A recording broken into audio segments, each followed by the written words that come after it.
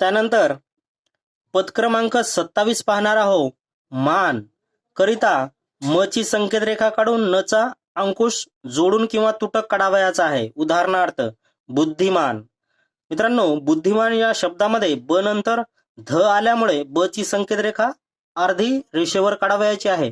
त्यानंतर ध ची संकेत रेखा पूर्ण काढून शेवटी आलेला मान करिता म ची संकेत रेखा जोडून शेवटी न चा अंकुश द्यावयाचा आहे.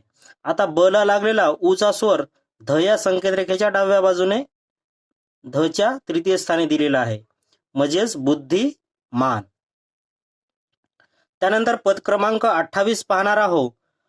मंत करिता म ची संकेत रेखा अर्धी काढून शेवटी न चा अंकुश द्यावयाचा आहे आणि ती जोडून किंवा तुटक काढावयाची आहे. उदाहरणार्थ श्रीमंत. मित्रांनो, श्रीमंत करिता श्री करिता र चा अंकुश काढून श्र आपल्याला रेषेच्या मधून काढावयाचा आहे आणि मंत करिता म ची संकेत रेखा अर्धी काढून न चा अंकुश द्यावयाचा आहे, म्हणजे श्रीमंत. त्यानंतर पद क्रमांक 29 पाहणार आहोत. मूलक करिता म ला ल चा अंकुश जोडून क ची संकेत रेखा जोडून किंवा तुटक काढावयाची आहे. उदाहरणार्थ द्वेष मूलक या शब्दामध्ये द ची संकेत रेखा आपल्याला पूर्ण काढावयाची आहे. त्यानंतर व ची ही संकेत रेखा पूर्ण काढून श आपल्याला पूर्ण काढायचा आहे आणि मूलक करिता ल चा अंकुश काढून म ची संकेत रेखा पूर्ण काढून क ची संकेत रेखा काढायची आहे. आता द्वे करिता द आणि व एकत्र आल्यामुळे जोड शब्द वे चा स्वर म्हणजेच व च्या उजव्या बाजूने ए चा स्वर द्यावयाचा आहे, म्हणजेच द्वेषमूलक, म्हणजेच द्वेषमूलक. त्यानंतर पद क्रमांक 30 पाहणार आहोत. निष्ठ करिता न ची संकेत रेखा रेषेवर काढून ष्ट चा वर्तुळ जोडून किंवा तुटक काढावयाचे आहे. उदाहरणार्थ राजनिष्ठ. मित्रांनो, राजनिष्ठ या नावामध्ये र ला प्रथम स्थानाचा स्वर लागल्यामुळे र ची संकेत रेखा आपल्याला रेषेच्या वर ऊर्ध्वगामी काढून ज चा वर्तुळ मोठा काढावयाचा आहे आणि निष्ठ करिता न ची संकेत रेखा जोडून काढून ष्ट चा वर्तुळ जोडावयाचा आहे. आता र ला लागलेला प्रथम स्थानाचा स्वर र च्या उजव्या बाजूने प्रथम स्थानी द्यावयाचा आहे, म्हणजेच राजनिष्ठ. त्यानंतर पद क्रमांक 31 पाहणार आहोत. भ्रष्ट करिता र चा अंकुश काढून भ ची संकेत रेखा पूर्ण काढावयाची आहे आणि ष्ट करिता लंबवर्तुळ काढावयाचा आहे आणि ते जोडून किंवा तुटक काढावयाचा आहे. स्थानभ्रष्ट या शब्दामध्ये सुरुवातीला ष्ट चा लंबवर्तुळ रेषेच्या वर काढावयाचा आहे. त्यानंतर न ची संकेत रेखा काढून र चा अंकुश काढून भ ची संकेत रेखा पूर्ण काढावयाची आहे आणि त्याला ष्ट चा लंबवर्तुळ जोडावयाचा आहे. आता स्थ ला लागलेला प्रथम स्थानाचा स्वर स्थ या संकेत रेखेच्या वरती द्यावयाचा आहे, म्हणजे ष्ट या लंबवर्तुळाच्या वरती आपल्याला स्वर द्यावयाचा आहे, म्हणजेच स्थान भ्रष्ट. त्यानंतर पद क्रमांक 32 च्यूत करिता च ची संकेत रेखा आपल्याला अर्धी काढावयाची आहे आणि ती जोडून किंवा तुटक काढावयाची आहे. उदाहरणार्थ पाहू. त्यानंतर कर्तव्यच्युत. मित्रांनो, या शब्दामध्ये क नंतर रफार आलेला आहे म्हणून र चा अंकुश काढून क ची संकेत रेखा काढावयाची आहे. त्यानंतर व ची संकेत रेखा आपल्याला काढून शेवटी आलेल्या च्यूत या पदाकरिता च ची संकेत रेखा आपल्याला अर्धी काढावयाची आहे. आता क चा उच्चार करता वेळेस जोर द्यावा लागतो म्हणून क च्या मधोमध फाटा दिलेला आहे, म्हणजेच कर्तव्य च्यूत. त्यानंतर पद क्रमांक 33 पाहणार आहोत. ज च्या संकेत रेखेने तत्पूर्वीची संकेत रेखा काठावी आणि जेथे काटणे शक्य नसेल तेथे ती तुटक काढावयाची आहे. उदाहरणार्थ उद्वेगजनक. मित्रांनो, उद्वेगजनक यामध्ये सुरुवातीला स्वर आलेला आहे आणि स्वरानंतर द आल्यामुळे द ची संकेत रेखा रेषेवर काढून त्यानंतर व चा अंकुश काढावयाचा आहे आणि त्यानंतर ग ची संकेत रेखा पूर्ण काढावयाची आहे आणि शेवटी आलेल्या जनक करिता ग ला ज ची संकेत रेखा काढावयाची आहे. आता सुरुवातीला आलेला उ हा स्वर द या संकेत रेखेच्या डाव्या बाजूने द च्या तृतीय स्थानी दिलेला आहे, म्हणजेच उद्वेगजनक.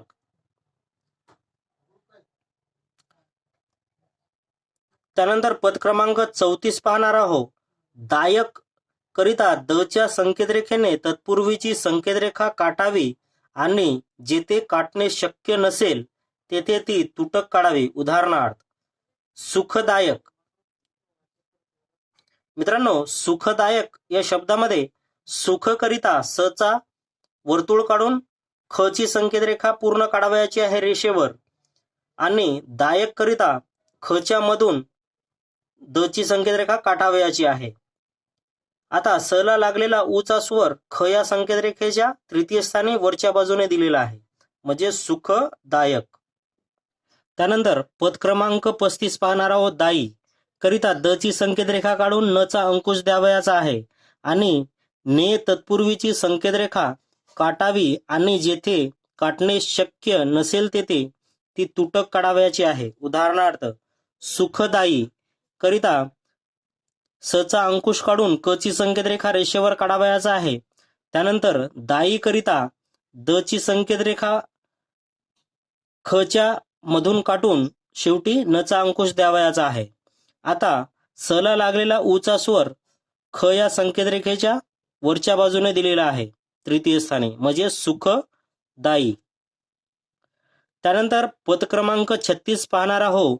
प्रद करिता र चा अंकुश काढून प ची संकेतरेखा अर्धी काढलेली आहे, कारण प नंतर द आलेला आहे त्यामुळे, आणि ती जोडून किंवा तुटक काढावयाची आहे. उदाहरणार्थ सुखप्रद करिता स चा वर्तुळ काढून ख ची संकेतरेखा काढावयाची आहे आणि प्रद करिता र चा अंकुश काढून प ची संकेतरेखा अर्धी काढावयाची आहे रेषेवर. आता स ला लागलेला उ चा स्वर ख या संकेतरेखेच्या तृतीय स्थानी वरच्या बाजूने दिलेला आहे, म्हणजे सुखप्रद. त्यानंतर पद क्रमांक 37 आत्मक करिता म ची संकेतरेखा काढून क ची संकेतरेखा तुटक काढावयाची आहे. उदाहरणार्थ रचनात्मक करिता र ची संकेतरेखा ऊर्ध्वगामी काढायची आहे रेषेवर, त्यानंतर च ची संकेतरेखा काढून न ची संकेतरेखा रेषेच्या मधून निघणार आहे. आता र नंतर च आलेला आहे, च चा उच्चार करता वेळेस अ असा स्वर लागतो, म्हणून च च्या उजव्या बाजूने अ असा स्वर दिलेला आहे. त्यानंतर न लाही प्रथम स्थानाचा स्वर लागलेला आहे, म्हणून न च्या खालच्या बाजूने न च्या सुरुवातीला प्रथम स्थानाचा स्वर दिलेला आहे. आणि आत्मक करिता न या संकेतरेखेच्या खाली तुटक म ची संकेतरेखा काढून क ची संकेतरेखा काढलेली आहे, म्हणजेच रचनात्मक. त्यानंतर पद क्रमांक 38 पाहणार आहोत. वाईक करिता अर्धा वर्तुळ काढून क ची संकेतरेखा काढलेली आहे आणि ती जोडून किंवा तुटक काढावयाची आहे. उदाहरणार्थ मासलेवाईक.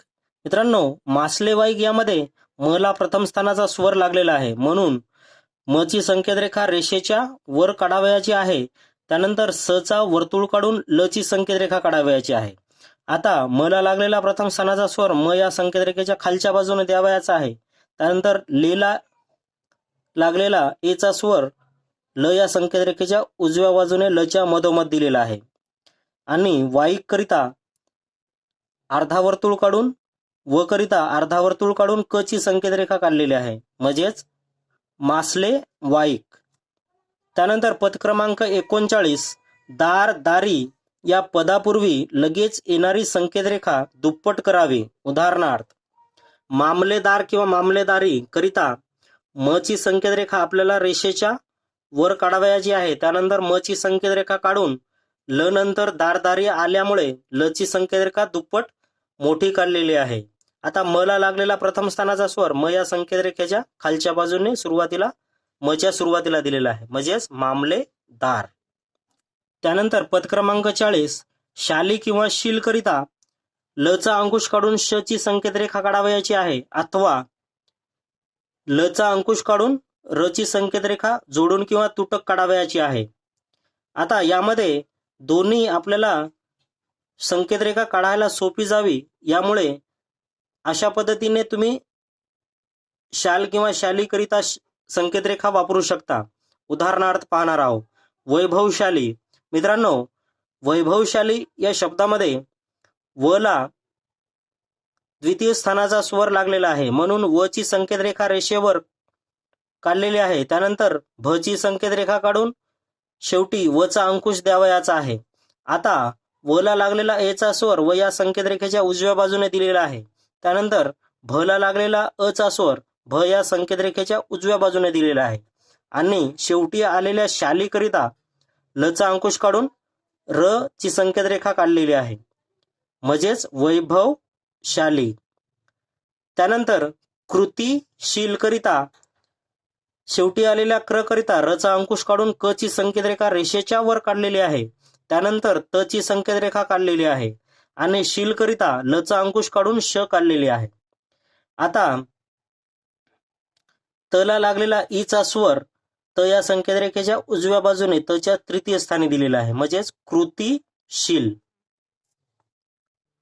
आता पद क्रमांक 41 पाहणार आहोत. प्रित्यर्थ करिता र चा अंकुश काढून प ची संकेत रेखा अर्धी काढून र ची संकेत रेखा अर्धी काढावयाची आहे आणि ती तुटक काढावयाची आहे. उदाहरणार्थ तत्प्रित्यर्थ करिता त नंतर त आल्यामुळे त ची संकेत रेखा इथं अर्धी झालेली आहे.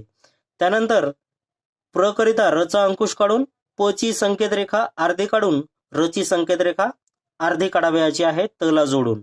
आता त चा उच्चार करता वेळेस अ असा स्वर लागतो, म्हणून त च्या उजव्या बाजूने अ असा स्वर दिलेला आहे, म्हणजेच तत्प्रित्यर्थ. त्यानंतर पद क्रमांक 42 पाहणार आहोत. विहीन करिता व ची संकेत रेखा पूर्ण काढून शेवटी न चा अंकुश काढायचा आहे आणि ते रेघेमधून तुटक काढावयाचे आहे.